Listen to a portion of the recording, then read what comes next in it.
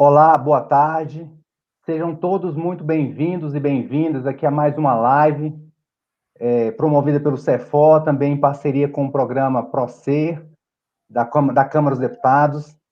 Desde já eu quero agradecer aqui também tanto ao Cefó como ao ProSer pelo convite de estar presente, poder participar dessa live, pela oportunidade de podermos falar de um assunto tão importante para todo mundo, né?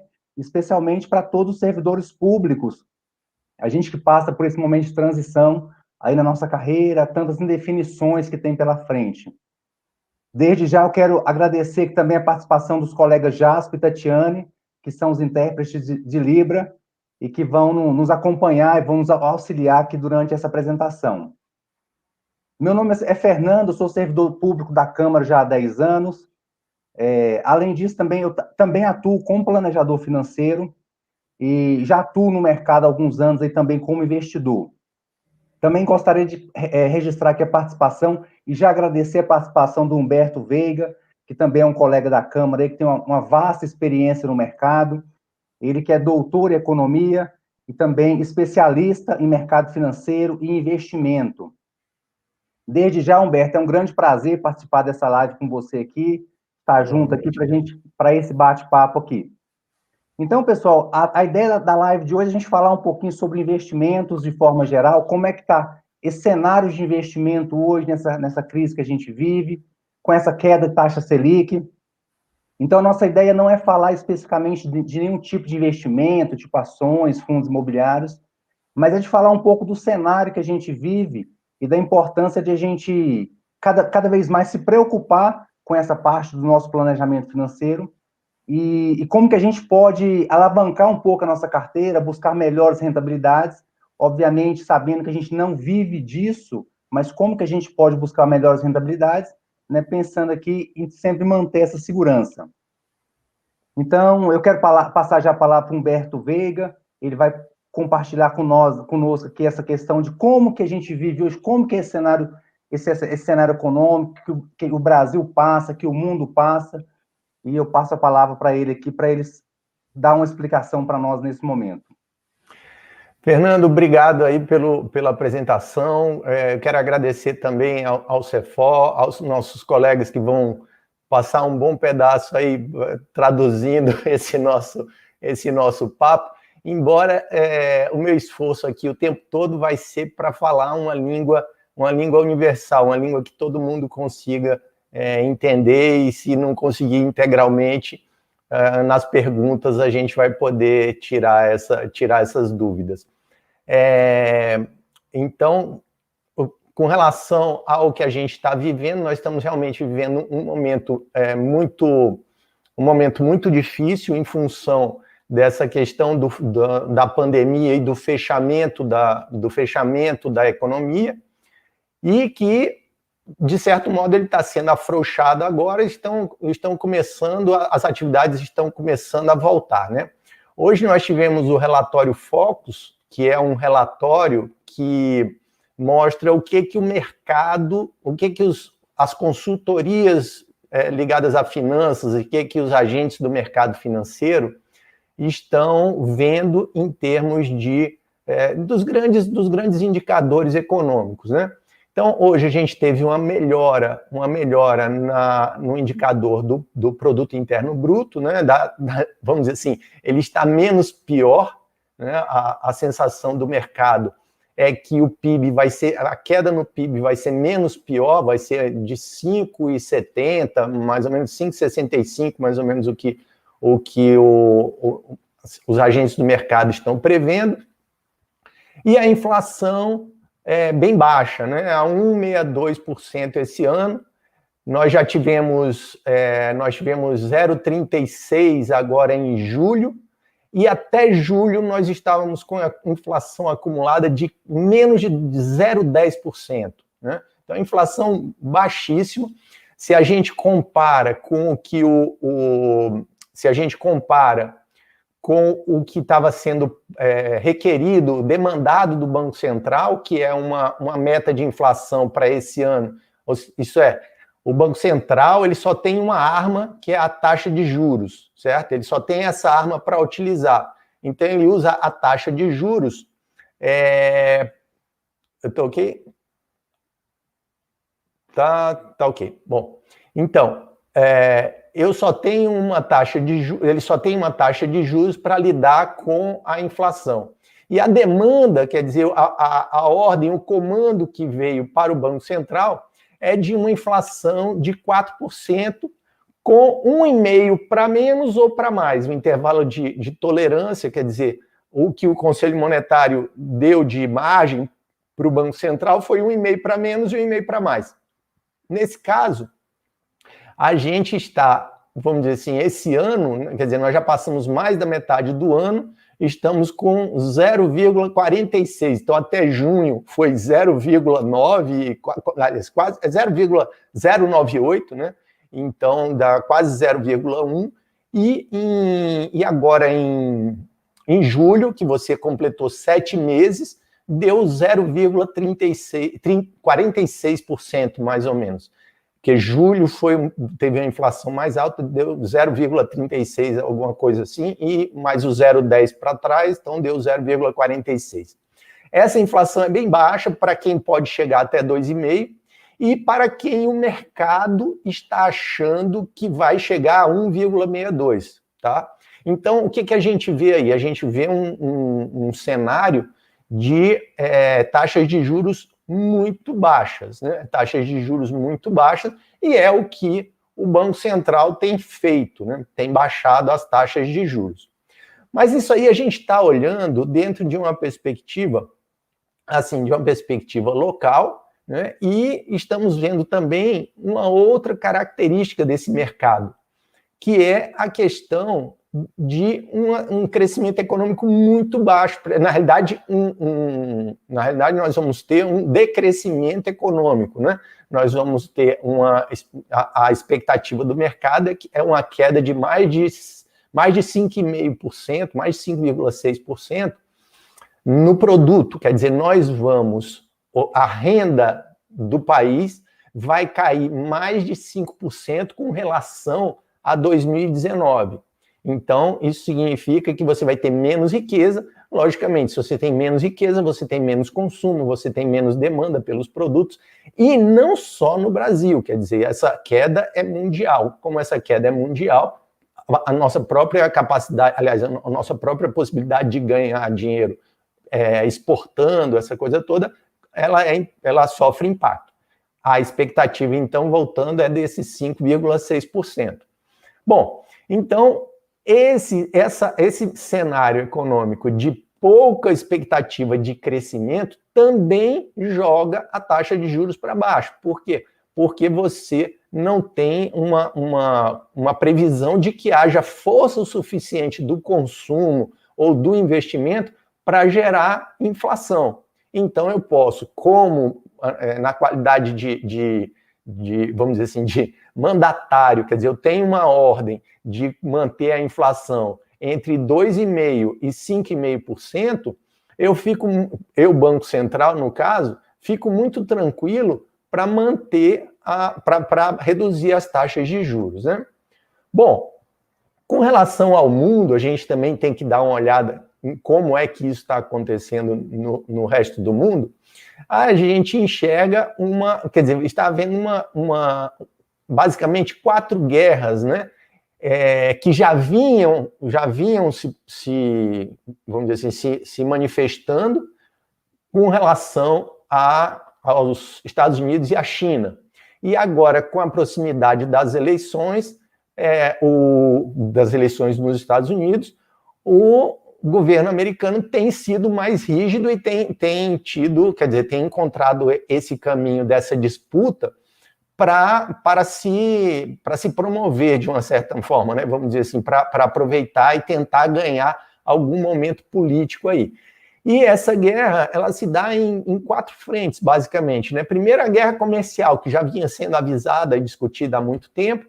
Depois, uma guerra tecnológica, que a gente também viu, ela vinha sendo comentada, houve até a prisão de uma executiva, né, de um grupo chinês de tecnologia, essa disputa por essas redes 5G, né, quem é que vai ter a liderança, quem é que vai ditar o modelo do 5G.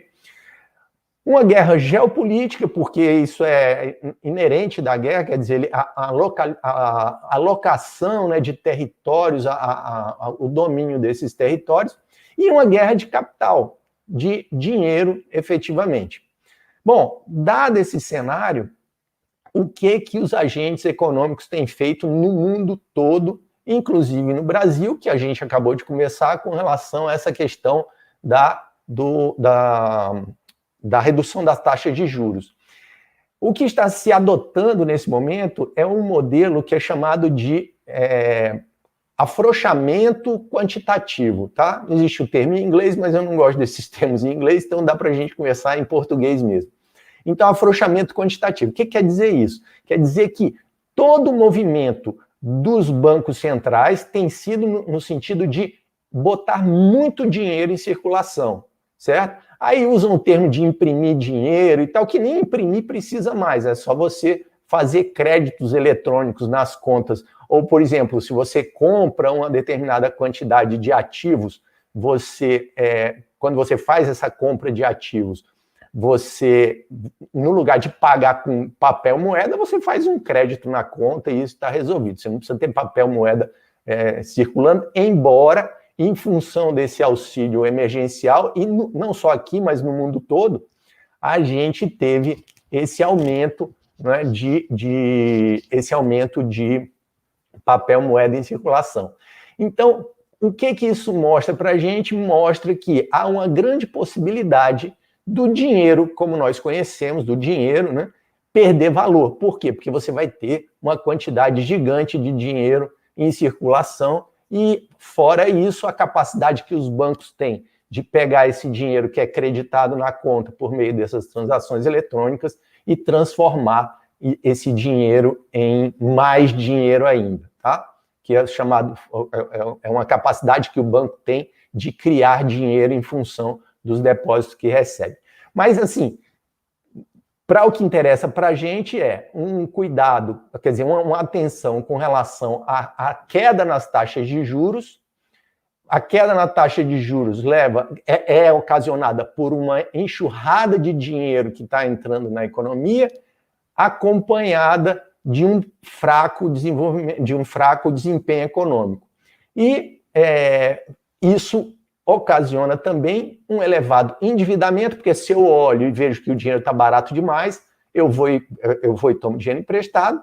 E com relação aos ativos, o que seriam os ativos? Seriam as ações, os imóveis. Você vê um aproveitamento dessa oportunidade para compra, o que acaba levando o preço desses ativos para cima, e que pode ser que isso não se sustente. Mas, assim, em linhas gerais, para a gente começar esse debate, se ainda estamos com alguma audiência depois desse terror todo, eu acho que a gente pode continuar a nossa conversa aqui, não é, Fernando? Não, mas acho que não foi o terror, não, Humberto, né? Muito bom, eu penso assim que nós estamos num cenário, embora difícil, né, mas bom para começarmos, né? Nós aí que estamos começando a investir, eu acredito que a gente tem um bom potencial para a gente começar a investir bem aí. Então, Humberto, dado esse cenário que você nos passou, dado essa realidade que nós temos hoje, taxa de juro baixa no Brasil, acompanhado pelo mundo inteiro, na verdade, o Brasil acompanhando o mundo inteiro, né? Esse baixo crescimento aí. O que você espera, o que você vê, por exemplo, para essa taxa Selic para os próximos 2, 3, 4, 5 anos aí? Qual que é a sua expectativa em relação a isso? A expectativa, como eu falei para você, é que com a quantidade de dinheiro muito grande, você corre o risco de, num momento de retomada, a taxa de juros começar, aliás, a inflação começar a subir, porque você vai ter um aumento na demanda, né? As pessoas vão querer comprar mais coisas, e quando elas começarem a fazer essas compras, o preço dessas coisas vai começar a subir. E, da mesma forma, como tem dinheiro em abundância, você acaba, por conta desse dinheiro em abundância, você acaba dando menos valor ao dinheiro, tá? Então, a expectativa é que haja subida dessa taxa de juros. Veja, aí eu vou falar uma coisa muito, assim, rapidamente com relação a essa questão do afrouxamento quantitativo. Ele aconteceu depois da crise de 2008, foi a primeira abordagem que veio com relação a isso. Então, o Federal Reserve, que é o Banco Central americano, em 2008, encheu o mercado de dinheiro. E, assim, a expectativa, um receio era de uma grande inflação. Veja, lá eles têm o dinheiro que é chamado de reserva internacional, quer dizer, é o dinheiro que é aceito por todo mundo, pelo menos até agora, né? Então, enquanto ainda essa briga com a China não causar alguma mudança, eles têm essa prerrogativa. Então, qual é a característica aí? É que lá não gerou inflação. Você teve um período de taxas de juros muito baixas, né? E muito dinheiro em circulação, muito endividamento, e o Banco Central americano emprestando, virou um banco, ele virou um banco comercial. Então, os bancos viraram agências do Banco Central americano, como agora a situação está até um pouco pior. Mas, voltando à sua pergunta, nós temos ainda uma grande dúvida se isso vai para o lado do aumento da inflação, e aí diretamente ocasionaria um aumento na taxa de juros, que é até o que o próprio mercado está apontando, ou não, né? Ou se isso vai ficar do jeito que está. É uma grande dúvida. Não, maravilha, Humberto. Então, dado esse cenário, Humberto, a gente vem aquela pergunta, né, que nós ouvimos tanto, né, com a Selic baixa, com a taxa de juros baixas, ainda vale a pena investir em renda fixa? Essa é uma pergunta assim, que nós que trabalhamos nessa área, a gente se depara com ela corriqueiramente, né? Vai lá, que a bola é tua, responde essa aí. Então, vamos falar um pouquinho sobre isso, então. Né? Vamos Então, assim, lá, o que conta a acontece? história aí pra gente. Nós viemos de um cenário de taxa de juros muito alta, né, no Brasil especificamente, muito alto, e que, na verdade, essa taxa de juros ela veio baixando, né, especificamente a partir talvez 2016, nós tivemos aí o último alto nível dessa taxa, que estava em 14,25, depois ela começou a baixar, e ela veio baixando, e normalmente a gente ainda tem aquele resquício, aquela cultura ainda de 1% ao mês, né? Aonde eu consigo render 1% ao mês com o meu dinheiro, né? Então, pessoal, aqui é importante nós começarmos a fazer algumas diferenciações, né? E algumas definições são importantes, porque possivelmente você não ganhava 1% ao mês, né? O que acontece? Existe um ganho que a gente chama de ganho nominal, né? Que é aquilo que a gente vê lá no extrato, é aquilo, por exemplo, que rende 1% ao mês, 12% ao ano. Na verdade, isso é um ganho que a gente chama de ganho nominal. No entanto, o ganho real que nós temos, a gente tem que subtrair daí a inflação, né? Então, se durante um período, por exemplo, se a gente parar para pensar 2016, 2015, 2016, que a gente tinha inflação, na verdade, uma taxa de juro alta, mais uma inflação também alta, o nosso ganho estava ali algo em torno de 4% ao ano, né? Então, assim, o que acontece é porque você tinha a percepção que você ganhava 1% ao mês, no seu extrato, muitas vezes, às vezes, aparecia essa cifra, mas, na verdade, você não ganhava. Por quê? Porque o nosso ganho, a gente mede pelo ganho real, que é o ganho nominal menos a inflação, ou seja, o que é o ganho real, né? Então, é muito importante a gente ter essa diferenciação. E, assim, nós, investidores, a gente precisa se desacostumar a ganhar 1% ao mês, assim, a gente não ganhava isso, e a gente não vai continuar ganhando, né? Hoje a gente não tem esse cenário. Então é importante a gente começar a perceber que eu preciso começar a entender um pouco esse mercado, eu preciso entender um pouco, eu preciso começar a acreditar nas ferramentas que esse mercado oferece, para eu conseguir buscar umas rentabilidades melhor, obviamente sem abrir mão da minha segurança. Então, aqui, pessoal, é importante, pelo que o Humberto está falando, é muito importante e é sadio para a economia, a meu ver, uma taxa de juros baixa. Na verdade, existem alguns problemas, alguns entraves que nós temos na economia ainda, né, que precisa ser sanado, mas, em regra, uma taxa de juros baixa, ela sempre faz com que o país cresça, porque as empresas, que normalmente são quem faz a máquina girar, né, eles conseguem dinheiro mais barato, e com isso eles conseguem gerar emprego, gera-se consumo. Então, a taxa de juros baixa é bom. Ela não é muito boa para o investidor que quer assistir muito de camarote como é que está ali os seus investimentos, né? Então, aquela pessoa que quer deixar o dinheiro parado na poupança, ou às vezes uma aplicaçãozinha de Tesouro Selic. Então, essas pessoas têm um prejuízo um pouco maior, né? Por quê? Porque elas precisam começar a navegar em outros mares ali dentro. Mas eu quero começar afirmando o seguinte: a renda fixa ainda faz sentido, sim, né? Todo investidor equilibrado, todo investidor, por exemplo, que tem que pensar dentro de uma carteira diversificada, né? Ele precisa de ter renda fixa na carteira. E é importante que aqui nós vamos começar a perceber um pouco do perfil de cada investidor, né? Então, não dá para todo mundo sair correndo para a renda variável, porque, pessoal, não é fácil ganhar dinheiro em renda variável, né? Se fosse, a gente tinha relatos e dados de muita gente que parou de trabalhar, né, para simplesmente investir em renda variável. Então, assim, esse mercado ele não é tão simples, tá? Então, a ideia é que nós possamos, de uma forma inteligente, combinar, né, e diversificar investimentos que permita a gente conseguir uma rentabilidade cada vez maior, né? Então, quando a gente fala, por exemplo, como que eu consigo buscar uma rentabilidade maior, a gente precisa começar a entender um pouquinho os pilares que envolvem que todo tipo de investimento, né? Então, nós temos o pilar aqui da rentabilidade, nós temos o pilar da segurança ou do risco, e nós também temos o pilar da liquidez. Então, esses pilares, então, assim, todo investidor, o que ele busca? Ele busca a maior rentabilidade com a maior segurança, né? Mas isso é meio utópico, né? Talvez, assim, eu preciso balancear um pouco quanto de risco eu estou disposto a tomar ali para buscar uma rentabilidade melhor. Então, é muito importante, por exemplo, assim, eu ter essa consciência, primeiro, de eu olhar minha carteira como um todo, né? Eu preciso pensar, poxa, eu preciso de ter dentro da minha carteira parcelas de renda fixa, e se eu quero estar um pouco mais exposto na renda variável, eu quero, de repente, começar a entender um pouco mais desses ativos.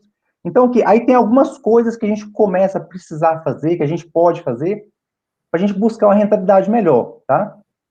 Então, a primeira que a gente pode fazer aqui é começar a abrir mão um pouco da liquidez, tá? Então, assim, não precisa de eu ficar com muito dinheiro, com alta liquidez na minha carteira de investimento. Então, obviamente, eu preciso definir bem uma reserva de emergência. Nós vamos falar um pouquinho disso mais à frente, dessa reserva de emergência. A gente precisa dimensionar bem isso, tá? A gente precisa começar a definir os nossos objetivos, a partir daí a gente começa a montar uma carteira mais eficiente, né? Então, montada essa carteira, feita essa reserva de emergência, a gente começa a abrir mão um pouco da liquidez para a gente buscar uma rentabilidade melhor. Aí aqui a gente precisa entender um pouco, de repente começar a entender um pouco como funcionam as debêntures, né? Tem empresas excelentes que emprestam, por exemplo, a uma rentabilidade melhor, né? Porém, num longo prazo. Então, a gente precisa começar a abrir mão um pouco da liquidez para a gente ver se a gente consegue ganhar um pouco mais em questão de rentabilidade, né? E é muito importante, pessoal, a gente sempre, todo investimento que a gente faz, a gente precisa entender um pouco daquilo, né? Uma outra ferramenta importante que pode ser útil na carteira de muita gente, especialmente daquelas pessoas que têm um pouco mais de experiência, é o CRI e o CRA, não que são certificados de recebíveis, tanto do setor imobiliário quanto do setor de agronegócio, mas que é importante que a pessoa entenda como é que funciona esse título, como que é a rentabilidade, quais riscos que eu tô tomando naquele papel ali. Então, é muito importante que a gente entenda e estude um pouco sobre isso. Mas uma das primeiras características que a gente pode começar para buscar rentabilidade um pouco melhor é abrir mão um pouco da liquidez. Estou fazendo a propaganda aqui do meu presente do Dia dos Pais, viu? Ó. Pessoal, outra coisa, nós temos uma cultura muito assim, nós temos, assim, eu digo assim, o investidor tem que tomar dois cuidados, né? Primeiro é o medo, né? Nós temos que tomar cuidado e controlar o nosso medo, o outro é a ganância, né? E quando eu falo um pouco da linha do medo, a gente precisa de entender um pouco assim, poxa, como é que funcionam as corretoras de valores, né? Talvez tem muita gente que ainda tem preconceito, que tem medo, que não sabe como funciona, mas tanto a corretora, pessoal, como os bancos de forma geral, eles são intermediários, por exemplo, assim, para eu pegar o meu recurso e investir em algum ativo, tá? Então, assim, nós somos, assim, a gente conhece solidez de Banco do Brasil, de Banco Itaú, de Caixa Econômica, a gente acredita que são bancos grandes e que não vão quebrar, né? Mas, assim, existem tantos outros produtos e mercados no mercado financeiro que permite eu conseguir rentabilidade maiores. E, normalmente, como é que funciona? Os bancos, eles só conseguem ofertar quase que na totalidade os produtos da carteira dele ali dentro do banco, tá? Então, assim, existe uma limitação em termos de número de produtos e até mesmo de taxas, né? Os bancos, muitas vezes os grandes bancos, eles não têm dificuldade em captar recurso. Então, ele não precisa oferecer uma taxa muito atrativa, porque ele sabe que nós vamos bater na porta dos grandes bancos. Diferente de bancos menores, né? Os bancos menores têm mais dificuldade. Então, para compensar isso, o que eles têm que fazer? Eles têm que ofertar taxa de juros mais atraentes, né? Só que, normalmente, esse tipo de banco, os bancos médios, bancos menores, a gente só consegue acessar eles via corretora, né? Então, é importante que a gente entenda, que nós entendamos como é que funciona essa dinâmica, né? Então, essas corretoras, hoje tem muitas corretoras boas no mercado, corretoras sólidas, e lembrem, quando você aplica por meio de uma corretora, seu dinheiro não está na corretora, né? O dinheiro pode estar na corretora, é o dinheiro que fica parado na conta corrente da corretora. Mas se você, através da corretora, você acessa e compra um papel, um CDB, um LCI, um LCA, de um banco, né, o risco que você corre ali é em relação àquele emissor, que é o banco, tá? E para a grande maioria dos títulos de renda fixa, aí nós temos o Fundo Garantidor de Crédito, né? Então, assim, não dá para simplesmente fechar o olho para os bancos, né, para o emissor, para quem eu estou emprestando dinheiro, simplesmente por conta do Fundo Garantidor de Crédito, que garante até 250 mil, caso aquele banco lá, ele decrete falência. Mas é importante também que eu avalie qual que é esse banco, qual que é o rate desse banco, né, que eu tome algumas cautelas. Mas, assim, pessoal, é importante que nós comecemos agora a entender e perder um pouco de medo. Falar, olha, vamos abrir conta em corretora, né? Dentro da corretora, como que eu faço para eu buscar os melhores investimentos, né? Então, ainda falando um pouquinho de renda fixa, pessoal, e de diversificação, a gente vai falar bastante sobre diversificação aqui, né? Mesmo dentro da renda fixa, eu ainda preciso fazer uma diversificação, tá? Isso é importante que a gente frise aqui. Por quê? Porque basicamente, eu tenho três tipos de remuneração quando eu falo de renda fixa. Eu tenho aquela que é indexada, que é pós-fixada, né? Que a gente normalmente está indexado ali a algum indexador, seja CDI, seja IPCA mais uma parcela pré-fixada, ou propriamente pré-fixada, né? Então, assim, tem três taxas, tem a taxa pré-fixada e a pós-fixada, que se divide aqui em pós-fixada, por exemplo, que está atrelada ao CDI ou à Selic, ou também a pós-fixada, que está atrelada ao IPCA mais uma parte fixa, né? Então, é importante também que a gente diversifique dentro disso, tá? Então, assim, qual que é o mais seguro, talvez, entre eles, né? Para o longo prazo, certamente, por exemplo, é um título indexado ao IPCA, que é a inflação, mais uma taxa fixa, né? Qual que é o mais arriscado e que, nesse momento de juro baixo, a gente precisa tomar mais cautela em relação quando a gente vai buscar esse tipo de investimento? São os investimentos pré-fixados. Por quê? Porque esses títulos, especialmente títulos do Tesouro Direto, eles têm o que a gente chama de marcação ao mercado, né? Então, são ótimos, por exemplo, os títulos prefixados são ótimos quando a gente tem uma taxa Selic em alta, com uma expectativa de queda, tá? Isso aí a gente fala que a gente vai travar uma taxa de juro alta, né? E quando o juro cai, o meu ganho é maior, né? Só que o inverso também é verdadeiro. Se eu tenho uma taxa Selic baixa, compro um prefixado, né? Se essa taxa de juros sobe, o meu título se desvaloriza, né? Então, nesse momento, não é interessante títulos prefixados, sobretudo um prazo mais longo, como o Humberto falou. É muito possível que a gente vai ter uma retomada e um aumento de taxa Selic, certamente não aos percentuais que nós tínhamos antigamente, mas essa taxa Selic ela vai subir em alguma medida aí, então acaba que você acaba tomando mais risco no mercado, né? Então é importante você também diversificar dentro da sua renda fixa, um pouquinho ali atrelado ao CDI, um pouquinho que vai acompanhar o IPCA mais uma taxa pré-fixada, e até mesmo uma taxa pré-fixada com mais moderação, com mais cautela, porque nesse momento, no momento de comprar, eu entendo que é onde que a gente tem que ter a menor exposição dentro da taxa da renda fixa hoje, é dentro do pré-fixado, tá? Então, pessoal, é importante que nós possamos estudar, é importante que nós possamos, né? Obviamente, a gente não vive disso, mas hoje tem muita informação na internet, a gente vai falar um pouquinho sobre isso, o fechamento vai falar sobre isso, essas questões de como que a gente vê esse mercado hoje de YouTube e de internet, mas tem muita informação boa ali, entendeu? Que eu consigo melhorar o meu conhecimento, aplicar um pouco mais das coisas que eu faço aqui, que eu estudo, consigo aplicar no dia a dia, E eu queria passar um pouco a bola para o Humberto aqui, para ele falar um pouquinho mais dentro dessa diversificação, Humberto. Eu falei um pouquinho da diversificação dentro da renda fixa, mas como que você entende que a gente pode aumentar isso um pouco, por exemplo, dentro de uma carteira mais equilibrada, até mesmo trazer, obviamente, observando o perfil de cada investidor ali, né, mas trazer um pouco de renda variável para a minha carteira hoje? Qual que é a importância disso? O que você vê sobre isso?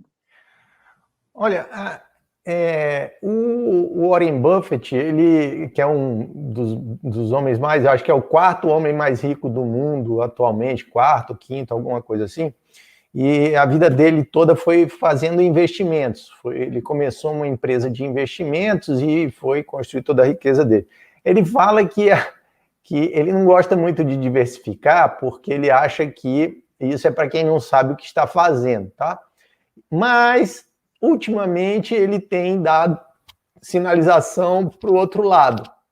Então ele fala muito que as pessoas devem fazer aplicações em índices, né, em fundos de índices, principalmente do fundo de índice americano, que é de um índice especificamente, que ele gosta muito, que é o chamado SP500, que é isso, é um índice que mede a variação das 500 maiores empresas americanas lá. Agora, eu queria só voltar um pouquinho antes de continuar aqui na diversificação. Quer dizer, então ele já está dando esse sinal. Tem um outro gestor, ele não é um dos... Ele tem um patrimônio superior a 1 bilhão, acho que 1 bilhão e 400 milhões de dólares, alguma coisa assim. Eu acho que é o 78º homem mais rico do mundo. Mas esse cara chama Ray Dalio e ele fala que é extremamente importante a diversificação. E aí a diversificação em classes de ativos, inclusive diversificação regional, em regiões, como é que se diz? De você usar mercado internacional e observar o que está acontecendo nesses mercados. Até dele muito essa discussão com relação a essas 4 guerras e essa visão que ele tem do impacto da China, que é diferente da União Soviética. A União Soviética não era bem uma potência econômica, era uma potência militar na época da Guerra Fria, e agora a China não, é uma potência econômica. Agora, com relação... Eu queria só voltar aqui a uma questão que é o ponto das corretoras, certo? Veja, quando você vai investir em bancos pequenos, está certo que dá um pouco mais de trabalho, mas você não precisa de corretora. Eu até tenho um vídeo lá no canal que eu tenho no YouTube, em que eu falo exatamente isso. Você não precisa de uma corretora, você pode fazer as suas aplicações financeiras, principalmente se você quiser comprar papéis de emissão de bancos pequenos, basta que você abra a conta nesses bancos pequenos. E até a diferença de taxa que você vai receber, porque a corretora ela pega um pedaço. Então, por exemplo, o banco repassa para ela com uma determinada taxa, ela diz que não cobra nada, mas ela cobra o diferencial de taxa. Então, ela repassa para os clientes uma taxa menor, né? Então, assim, eu tenho um certo cuidado com essa questão das corretoras, mesmo porque o objetivo dela será, em grande parte, oferecer coisas para você. Então, aquilo que acontece, que a gente fala de banco ligando para oferecer produtos que servem para eles, da mesma forma a corretora vai nessa mesma direção. Então, quando você abrir uma conta na corretora, fique preparado para receber 300 mil e-mails lá, dizendo que você tem que aplicar num fundo multimercado, que você tem que fazer previdência privada, enfim... Eles vão torrar sua paciência aí vendendo produtos, e a gente fica sempre na expectativa de que essa é a melhor alternativa, porque eles entendem. E não é bem assim, você tem que ver que o objetivo do intermediário é ganhar comissão, tá? O objetivo do intermediário é ganhar comissão. Aí eu sugiro, quem ainda não assistiu, o filme é um pouco longo, mas aquele filme, na verdade sugeriria 2 filmes aqui, mas vamos só nesse aí, que é o Lobo de Wall Street, né? E analisar o que era feito, o que foi feito lá pelo Belfort, né?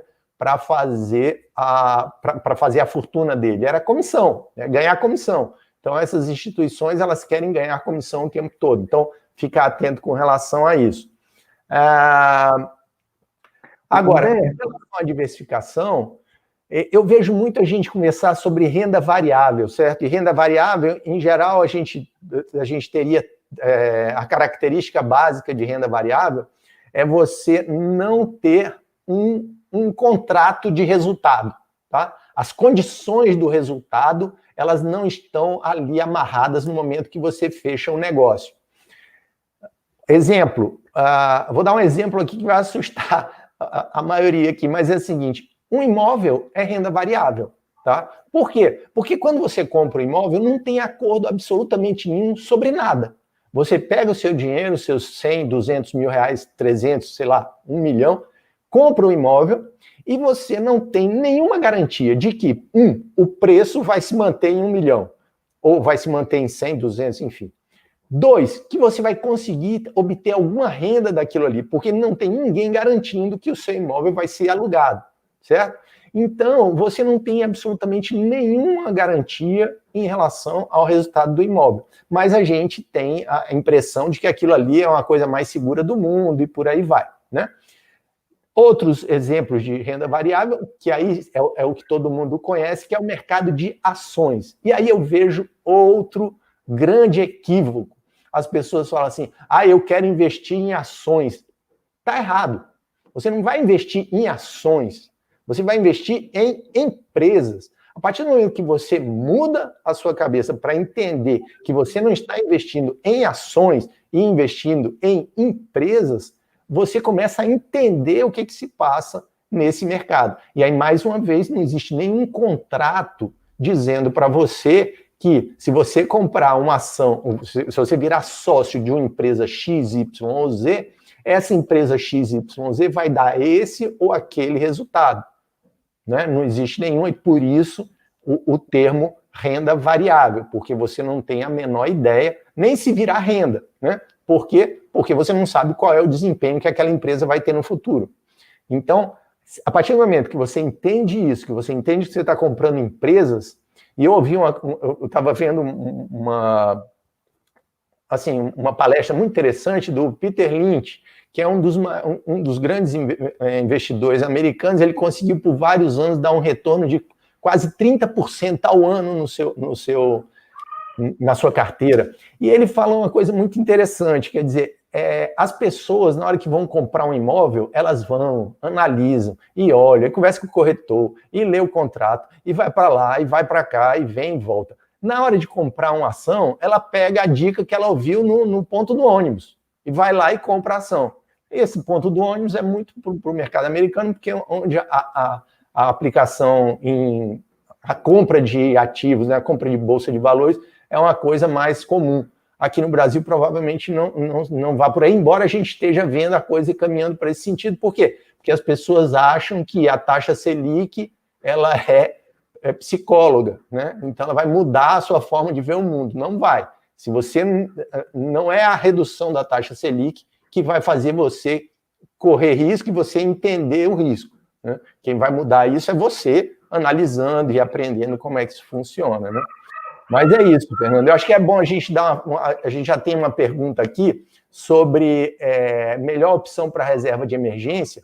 Tem uma sobre financiamento de imóveis que a gente chega já nela, mas vamos conversar sobre essa reserva de emergência, tá? E aí depois a gente fala sobre as debêntures, tá? Que eu queria até ontem, eu tive uma live no canal e a gente conversou sobre debêntures e diversificação. É muito interessante porque a gente está fazendo essa ligação aqui agora. Mas fala aí, Fernando. Tá, então vamos lá. Como é que a gente faz uma reserva de emergência? Qual é a melhor opção aqui para a gente passar para a gente responder aqui a Valéria Cristina?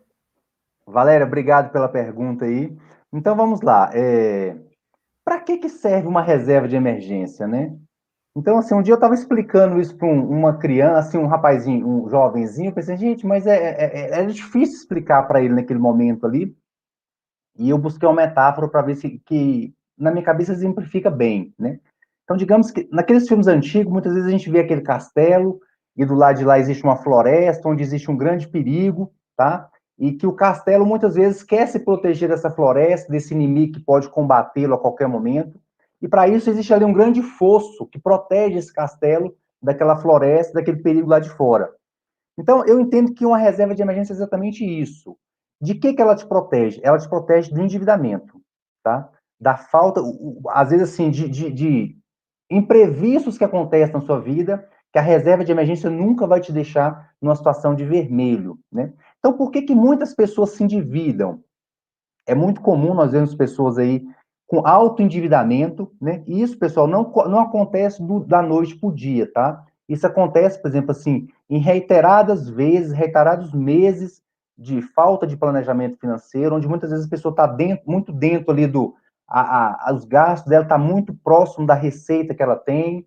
Vem o primeiro imprevisto que balança aquilo ali um pouco, que precisa pegar um dinheiro emprestado, entra no cheque especial, entra no cartão de crédito, já começa ali um descontrole das contas, e rapidamente vem um segundo imprevisto, um terceiro, tá? Isso vira uma bola de neve que a pessoa se vê no momento que não consegue sair dali.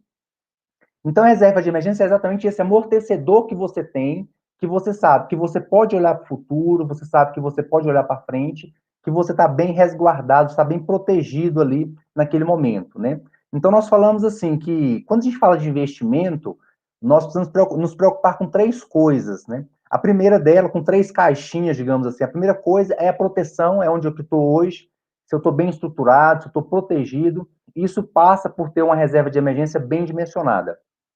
Depois que eu faço isso, eu começo a olhar para minha aposentadoria, né, aqueles investimentos de longo prazo, de médio prazo, é aquele dinheiro que eu guardo, que eu poupo, para que futuramente, lá na minha aposentadoria, eu tenha uma qualidade de vida igual ou melhor do que eu tenho hoje. Né? E durante esse tempo aqui, a gente vai começar a se planejar para a gente começar a realizar as coisas que a gente gosta, as coisas que a gente sonha em fazer. Tá? Então, respondendo a Cristina aqui, Cristina, qual que é o melhor investimento hoje para a reserva de emergência? Na verdade, eu não vou falar que existe um melhor, eu vou te citar três exemplos aqui, tá? Então, assim, eu acredito que os três são boas alternativas, são as melhores alternativas aqui para a gente colocar, para a gente aplicar nessa reserva de emergência. Então, dela, o primeiro é o Tesouro Selic, tá? Então, se o Tesouro Selic teve uma mudança recentemente, então, antigamente nós tínhamos uma cobrança de zero, uma cobrança de taxa de custódia de 0,25 ao ano, tá? E essa taxa ela foi isenta para quem tem até 10 mil no Tesouro. Então, assim, se eu tiver 10 mil, 8 mil no Tesouro Selic, eu não vou pagar nada de taxa de custódia para a B3.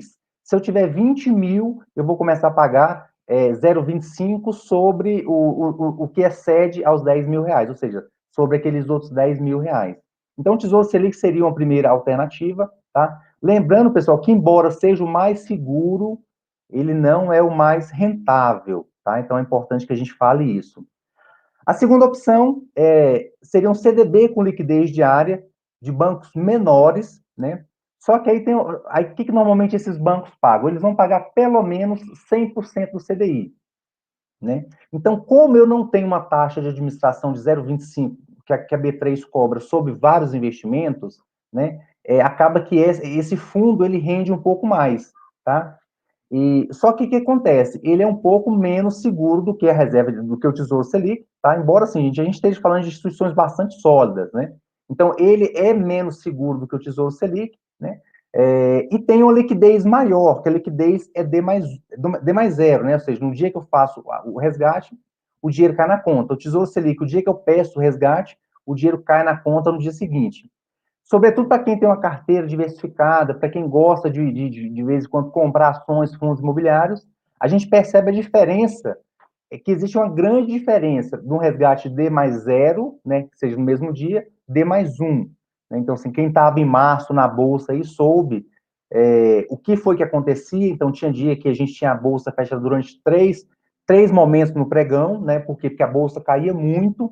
Então, se você tinha boas ações na sua carteira e tinha condições de comprar, né, você estava comprando ali, né,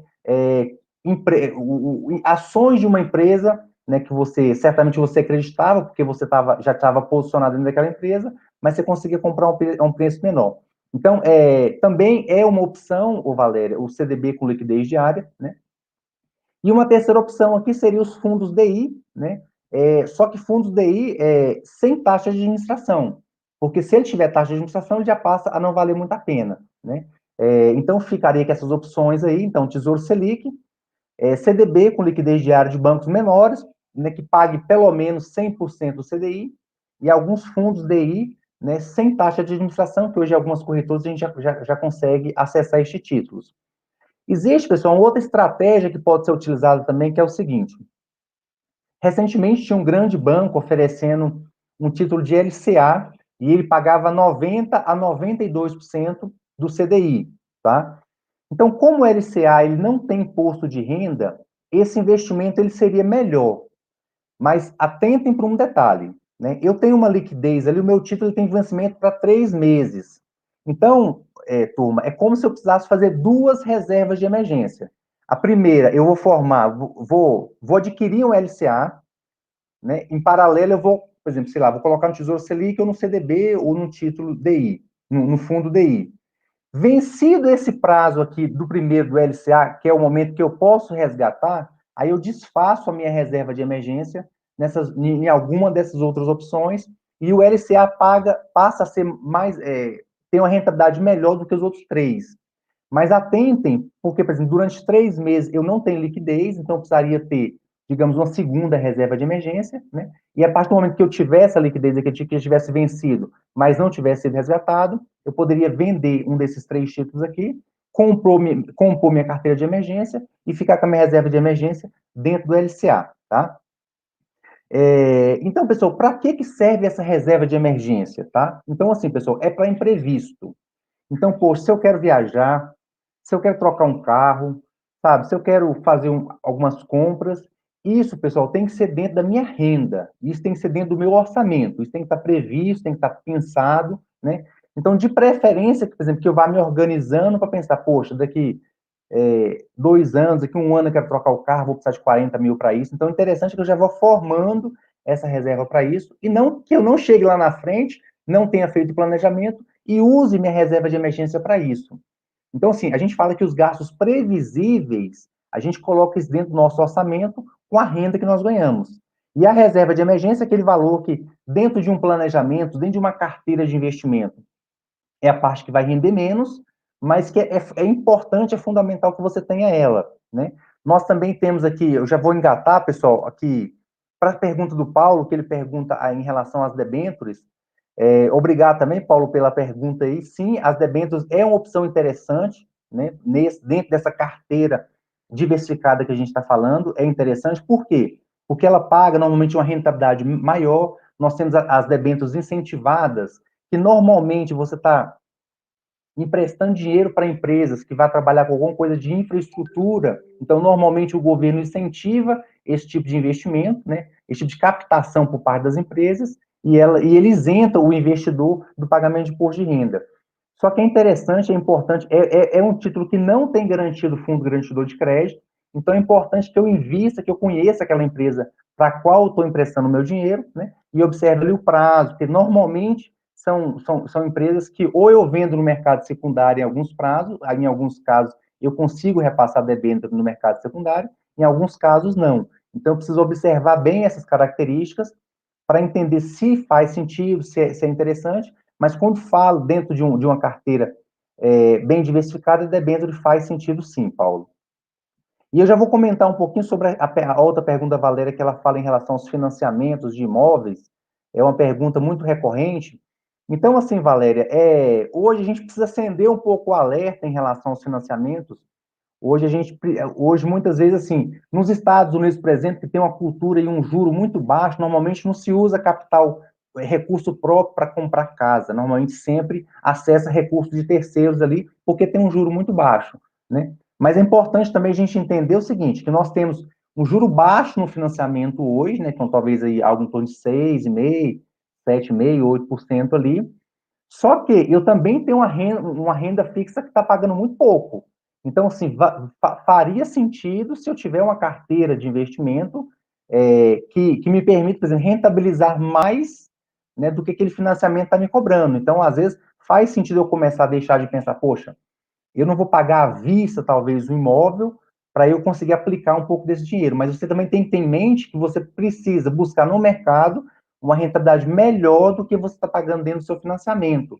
Mas já é um indicativo aí que a gente tem, que é importante, que algumas pessoas preferem, né, também com uma certa inteligência, não pagar um imóvel à vista, tá? Financiar esse imóvel para conseguir girar essa carteira e ter uma rentabilidade superior aí. Mas para quem não mexe com isso, para quem não trabalha com isso, talvez exista uma diferença grande aí, de 2 para 6,5% do financiamento ainda, tá? Não sei se eu te respondi de forma clara aí, Valéria.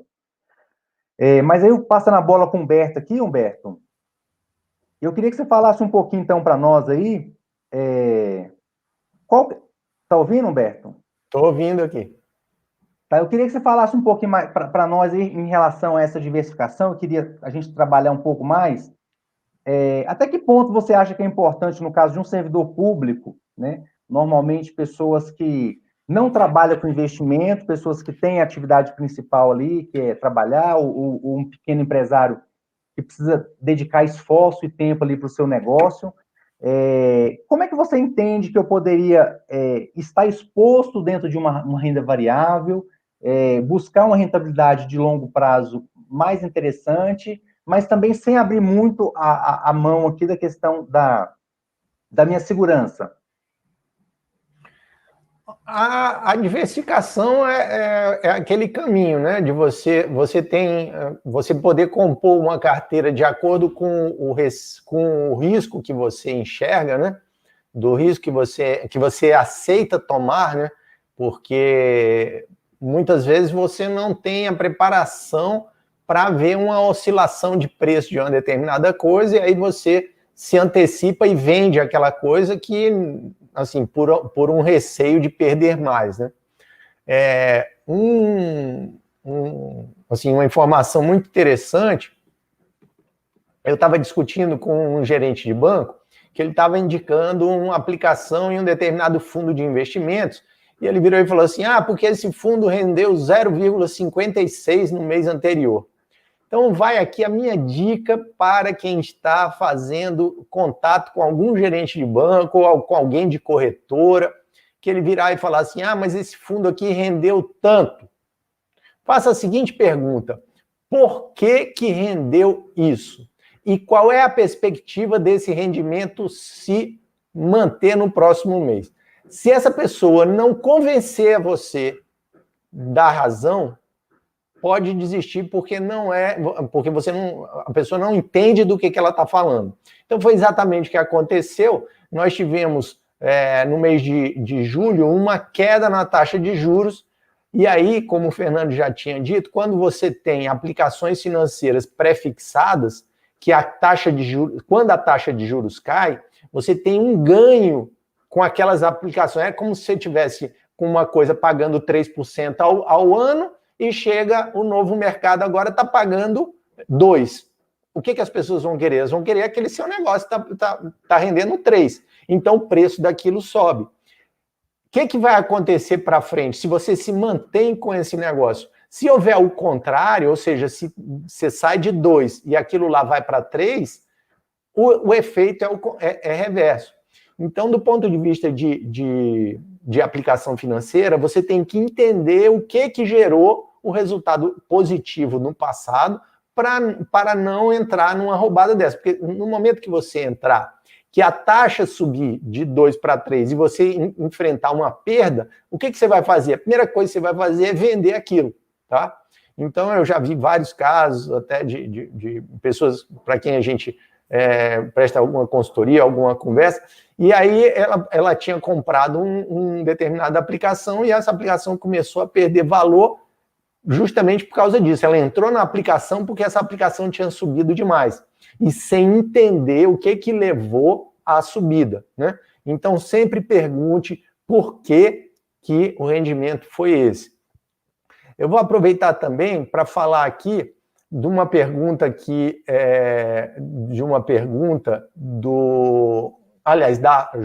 que é Jô Rocha, né? Onde aplicar uma reserva de 100 mil para ser usada na entrada de um imóvel. Veja, o que acontece, o que você está analisando aí, a entrada do imóvel é em 2021, quer dizer, vai ser no ano que vem. Você pode expor esse seu dinheiro a variações? Muito provavelmente não, né? Porque senão, quando chegar em 2021, que você quiser comprar esse seu imóvel, o valor desse dinheiro pode estar menor, e se tiver menor, você não vai conseguir dar a entrada lá do que você gostaria. Na realidade, você está juntando dinheiro justamente para dar uma entrada maior, imagina. Então, você tem que procurar aplicações financeiras, as mesmas que você usaria para fazer uma reserva de emergência. E aí a gente tem uma vantagem para a LCA, que é o fato de você poder esperar mais de 3 meses, né, para poder usar os recursos. Então, como você pode esperar mais de 3 meses, você tem isso aí é um bom, vamos dizer assim, essa seria uma boa opção para você usar, né, no momento que você está fazendo esse tipo de aplicação. Qualquer outra aplicação que traga risco, ela modifica. Por exemplo, você pode usar aí Tesouro Selic, CDBDI, aqueles mesmos que o Fernando mencionou no caso da reserva de emergência, porque é bem esse o modelo. É um modelo em que você quer dar uma entrada, você tem uma data para sair e você não pode, e a data é próxima, não é uma coisa daqui a 5, 10 anos, então que você tenha a possibilidade de enfrentar variações aí no mercado, né? Então, sim, só um detalhe com relação ao que o Fernando falou sobre debêntures, tá? Uma coisa que aí, mais uma vez, a gente vai pensar aqui é o seguinte: a debênture, você está fazendo um empréstimo para uma empresa. Você está fazendo um empréstimo, você está pegando seu dinheiro e emprestando, da mesma forma que o CDB, a LCA, você empresta para o banco, com a diferença que tem um garantidor adicional, tem o banco e tem mais um garantidor, que é o tal do fundo garantidor de crédito, que tem vários bancos que estão ali aportando recursos para fazer um fundo para suportar algum tipo de prejuízo que possa vir a acontecer se o banco quebrar. No caso das debêntures, não há essa garantia, como o Fernando bem chamou a atenção. Mas quem compra uma ação de uma empresa, tá certo? Está correndo mais risco de quebra do que quem compra uma debênture de uma empresa, tá? Por quê? Porque vamos supor que a empresa, qual seria o fator que levaria a empresa a não pagar aquilo de volta para você? Bom, a gente tem alguns exemplos aí. Você pode ter uma recuperação judicial. A empresa pode chegar e dizer assim, não, nós vamos entrar com o processo de recuperação judicial, e aí ela renegocia, às vezes até mesmo em termos nominais. Você emprestou 100 mil para a empresa por uma debênture, ela vira e diz assim, olha, nós só vamos pagar 40% do valor que foi emprestado para a gente.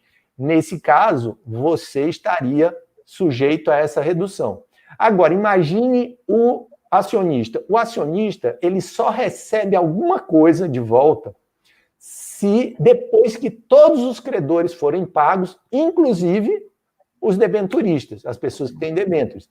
Então, tenha sempre essa atenção, o risco de crédito Então, se você tem ação de uma empresa, você pode ter a debênture dela tranquilo, né? A diferença é que é um instrumento de renda fixa. Por quê? É o exemplo que eu dei lá atrás. Porque todas as condições estão ali estabelecidas. Quando vai vencer, quanto que vai pagar de juros, ainda que você não saiba por ser, vamos dizer, IPCA mais alguma coisa, quer dizer, você não sabe quanto que vai ser a inflação de hoje até, sei lá, 2 anos, você não sabe, a gente não sabe nem daqui a 6 meses, mas se você não sabe qual vai ser a inflação, mas o parâmetro, que é a remuneração pela inflação, você já tem definido na entrada. Então, esse é um toque que eu queria dar com relação à questão das perguntas, da pergunta sobre debêntures. Maravilha, Humberto. Humberto, já vai esquentando aí que eu vou mandar para você uma pergunta aí sobre quais são os fatores emocionais aí que a gente precisa observar, né? Nós que estamos aí expostos na renda variável, mas já se aquece aí. Mas antes eu queria falar um pouquinho também, quando a gente fala de diversificação de carteira, né? Hoje a gente tem uma teoria que normalmente ela norteia os grandes gestores do mundo afora aí, que é a teoria moderna de carteiras ou de portfólios, né? Que ela determina, né, o quanto de percentual que nós. Qual que é a ideia dessa teoria, né? Então, a ideia dessa teoria é que eu possa dividir um pouquinho, né, o meu patrimônio em vários tipos de ativos diferentes, tá?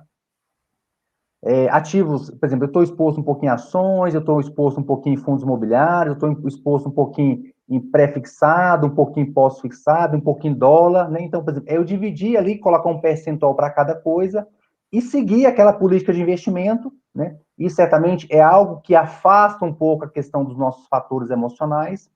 Mas como que funciona um pouco essa teoria, né? Então, assim, qual que é como que eu consigo buscar no mercado a rentabilidade melhor, né? Obviamente pensando em certa segurança. Então, pessoal, para quem define normalmente quer investir em ações, coloca, por exemplo, um pouquinho de ações no Brasil, investe um pouquinho de ações lá fora, seja através de um fundo cambial, seja através, por exemplo, do IVVB11, que é um ETF.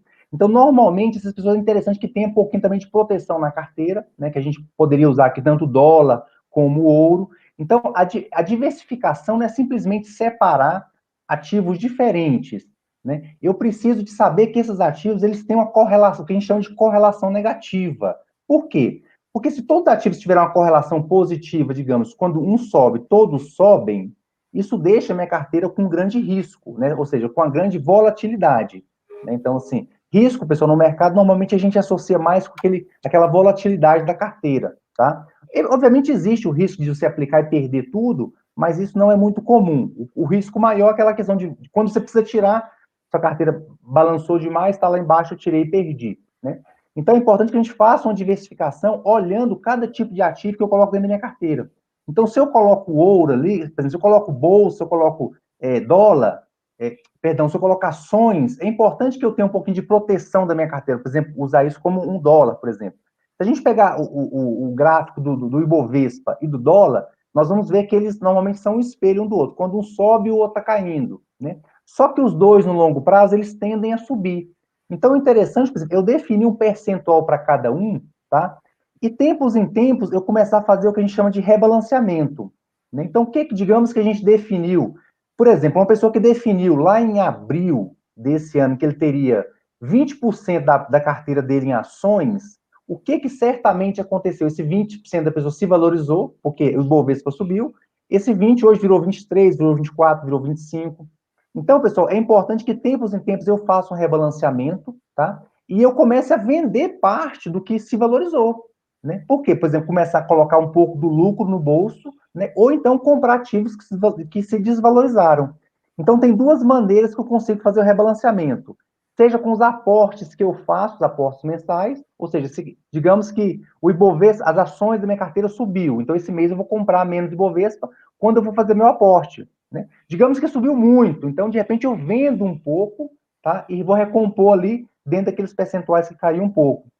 Então, pessoal, isso, por exemplo, assim, muitas vezes afasta, né, a questão dos fatores emocionais nos atrapalhe, né? Porque assim, às vezes a gente tem aquela questão, poxa, eu tinha 20% em ações, mas as ações começaram a se valorizar, eu estou entendendo, né? Muitas vezes você não está entendendo, muitas vezes você deu sorte, o mercado está em alta, né? E você começa cada vez mais a ficar mais exposto em bolsa, mais exposto em ações. Aí quando vem o tombo é maior, né? Então é importante, pessoal, que você defina os percentuais que você quer ter em cada tipo de ativo, né? E de tempos em tempos, olhe para aquilo e fala, pô, será que tem alguma coisa aqui que desvalorizou, que valorizou muito? Então, de repente, eu preciso vender um pouco daquilo para recompor minha carteira, tá? Então, é um pouco da ideia da diversificação. E tanto diversificar entre ativos, que tem uma correlação muitas vezes negativa, e também a questão do rebalanceamento. Aí eu já passo a bola para você, Humberto, em relação a como que a gente pode evitar um pouco desses fatores emocionais aí que nos atrapalham tanto. Pois é, a questão do emocional, né? Tem uma série de softwares que até tentam, você programa para que ele faça as aplicações ou as compras sem que você se envolva, mas na realidade nós temos esse problema, nós temos um problema muito grave com a perda. E é engraçado porque se nós formos olhar, isso é uma característica inerente, quer dizer, isso é uma característica do ser humano que já foi reportada, que ela é reportada na Bíblia. Quer dizer, há mais de 2000 anos, você tem uma... como é que eu digo assim? Você tem uma...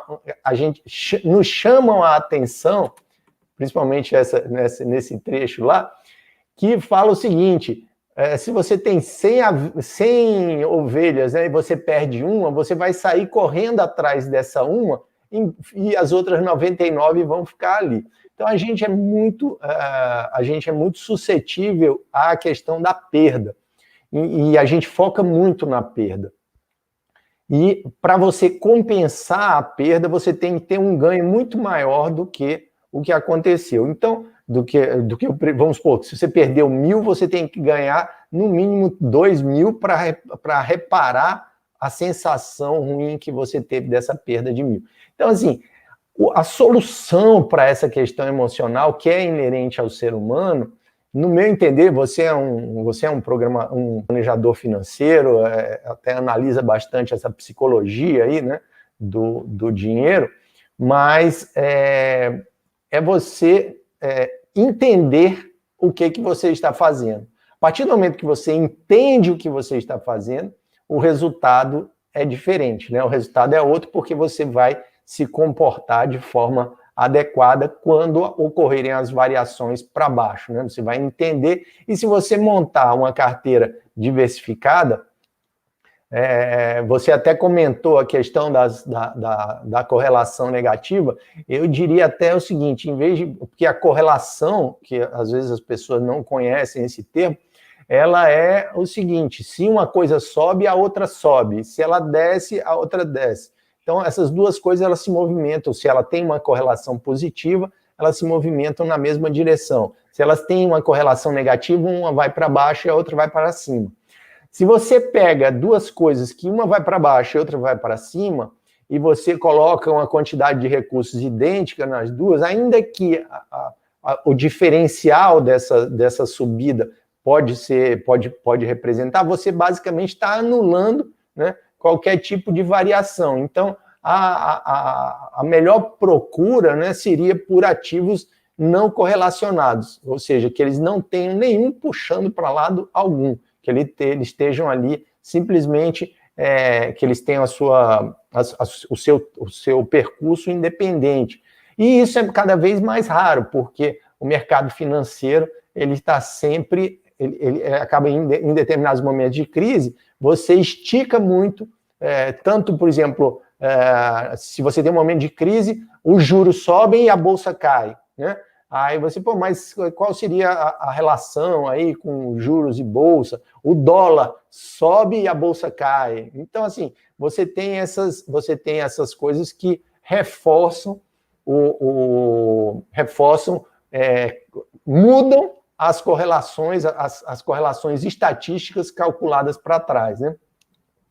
Mas, então é isso. Eu acho que esse era o comentário que eu queria fazer com relação às correlações e também dizer dessa questão de você montar a sua carteira, como você orientou, em percentuais, você estabelecer percentuais para fazer a diversificação e se manter ali dentro delas, né?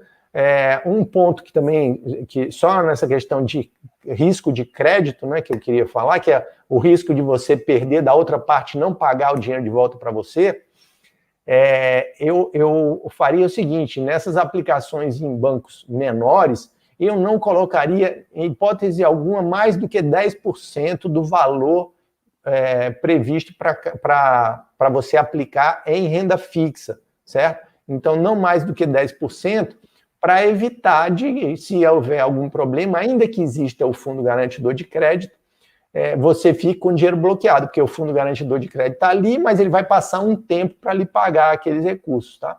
E durante o tempo que ele passar para pagar, você não recebe remuneração. A remuneração é calculada até o dia em que houve a quebra da instituição, tá? Não, maravilha, Humberto. Humberto, aí eu queria te fazer mais uma provocação aí, né? A gente já caminhando aqui para o final. Hoje nós temos aí, né, na internet, como eu falei no começo, a gente sabe que tem muito material bom, tem muita coisa interessante, mas a gente também tem um grande incentivo para que nós cada vez mais saiamos, né, dos grandes bancos, vamos ir ao encontro das corretoras, né? E um movimento muito forte, patrocinado muitas vezes pelas próprias corretoras, que de fato tem investimentos, ferramentas mais interessantes que no grande banco, mas também tem algumas ciladas, né? Então, assim, como que você vê hoje, por exemplo, no caso do servidor público, ou até mesmo de pessoas, empresários, que estão começando a investir hoje e que muitas vezes, quando você assiste aos canais do YouTube, a pessoas que falando na internet, dá a impressão que é tudo muito fácil, dá a impressão que é tudo muito simples, né? E assim, antigamente nós tínhamos um movimento, por exemplo, assim, era difícil você buscar no mercado opções de investimento, nós tínhamos os grandes bancos que atuavam de forma hegemônica. Depois começou um movimento onde as corretoras começaram a tomar volume, né? Então, assim, esse movimento começou a haver essa migração dos grandes bancos para as corretoras.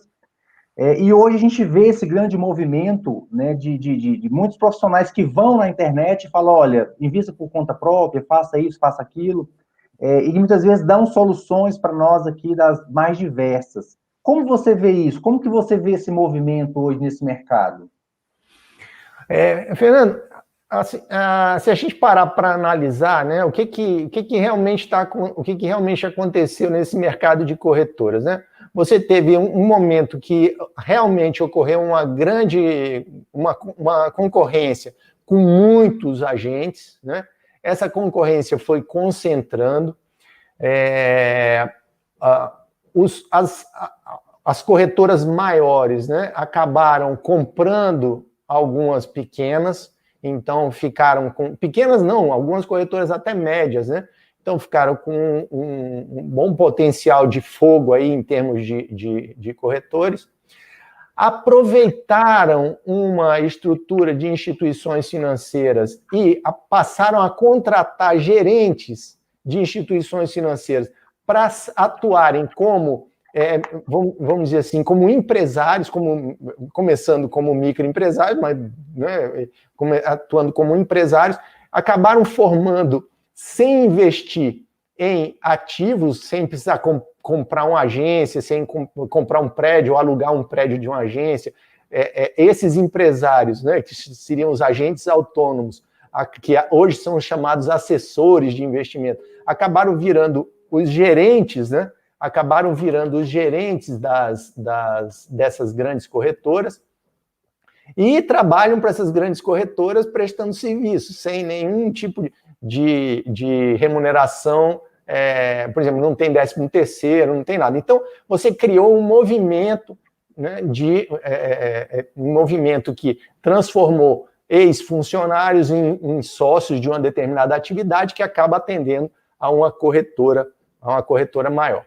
Esse modelo aí tá, assim, se agigantou, né? Foi muito, é um movimento muito grande, mas tem um detalhe que é o seguinte: alguém tem que pagar a conta, tá? Então, por exemplo, mas como é que a corretora X oferece tesouro direto de graça, não cobra nada? Como é que a corretora X não cobra para eu fazer uma aplicação num título, para eu comprar fundo imobiliário? Ela não faz isso nesse momento porque ela está querendo crescer a base de clientes dela, né? Tá certo que nos Estados Unidos ocorreu um movimento semelhante e atualmente essas empresas, elas, quer dizer, ultimamente, que foi o golpe final aí, elas simplesmente zeraram todas essas taxas. Mas o objetivo delas, em última instância, ninguém está ali para prestar serviço de graça, eles querem receber por aquilo. E, para receber, eles vão orientar as aplicações financeiras que geram as maiores comissões. Isso é natural, tá? Isso é natural porque ele tem que fazer isso. Segundo, vão começar a entrar na onda dos planos de previdência.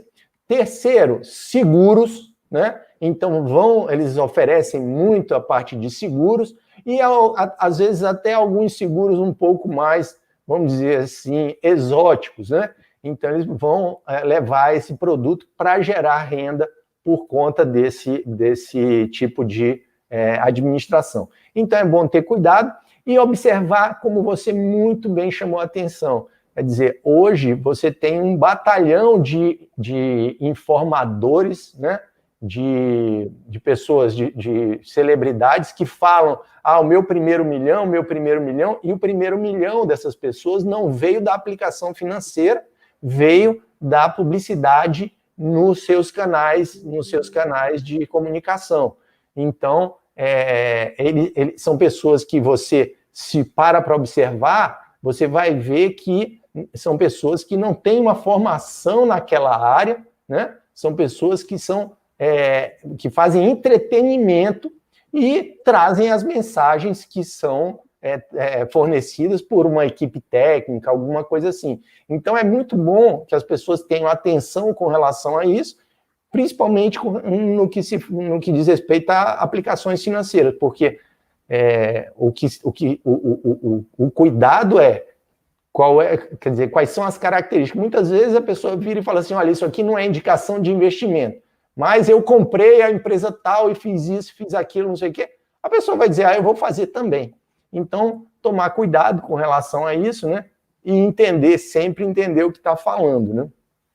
Acho que a gente tem uma pergunta aqui para mim, que é da Kátia Santos, que está falando sobre conversão de mútuo, né? Concessão de mútuo conversível em participação societária em uma startup.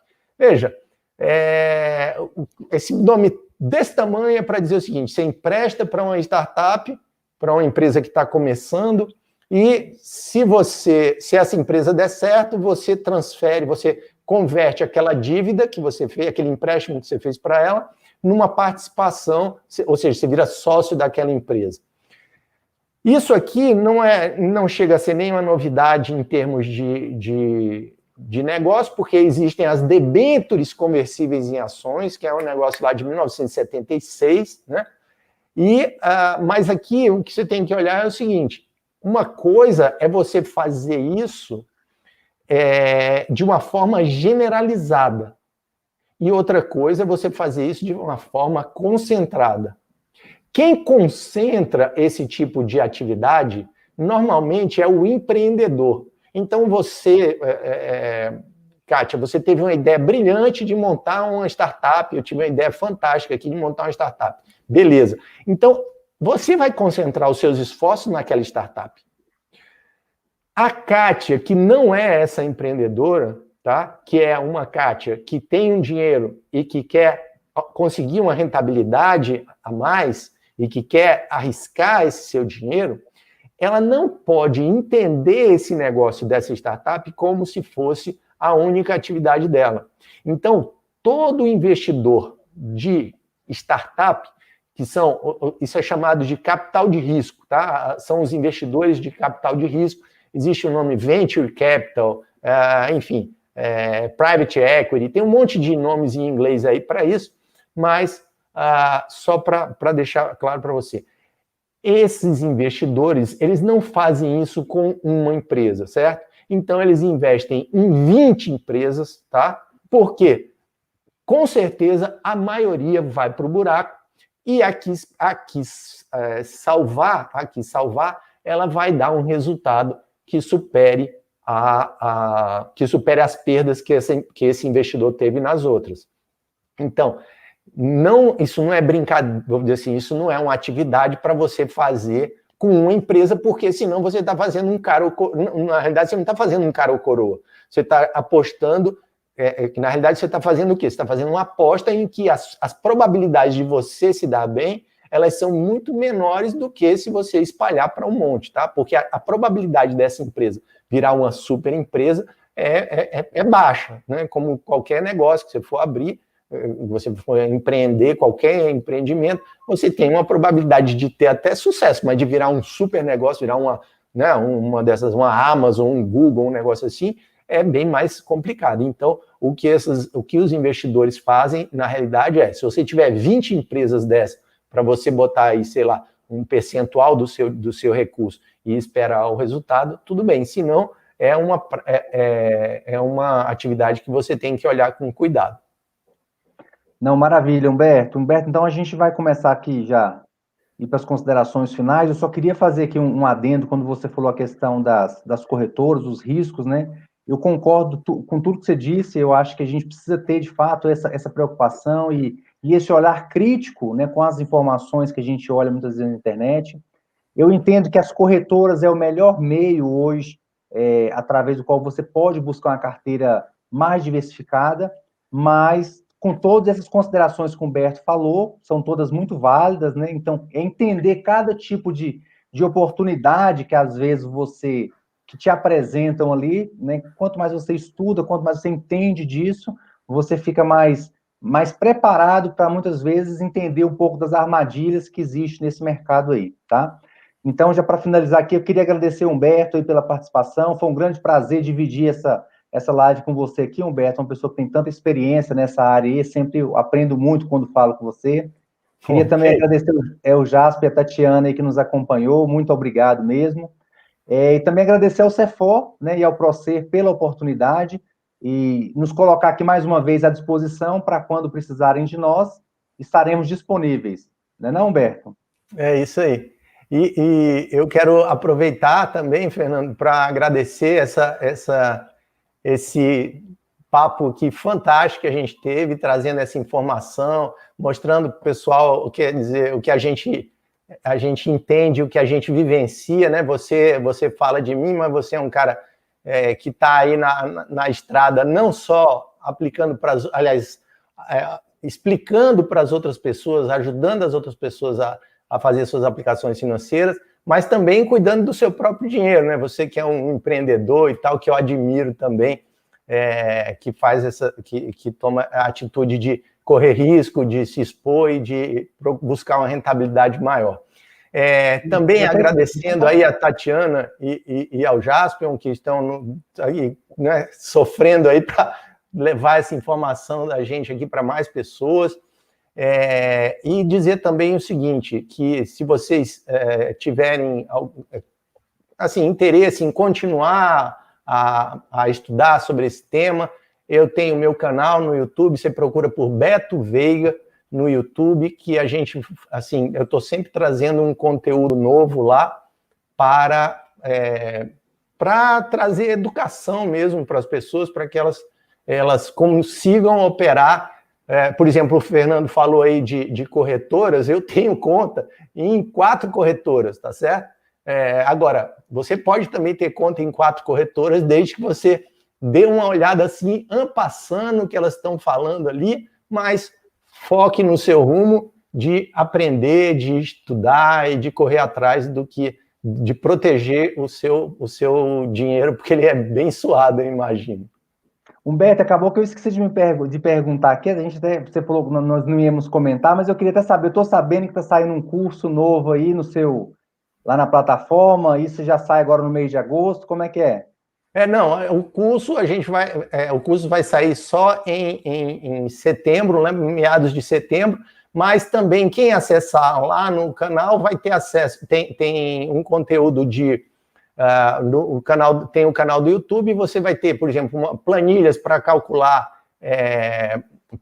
a quantidade de meses de reserva de emergência, planilhas de orçamento, tem um monte de informação gratuita e um curso básico de investimentos para quem não sabe absolutamente nada e quer fazer um curso gratuito também de curso básico de investimentos. Esse está lá disponível já estamos com mais de 400 alunos que passaram lá por esse curso. E você será bem-vindo se quiser fazer o curso. E eu agradeço, Fernando, por ter feito essa lembrança aí desse material que está lá no canal.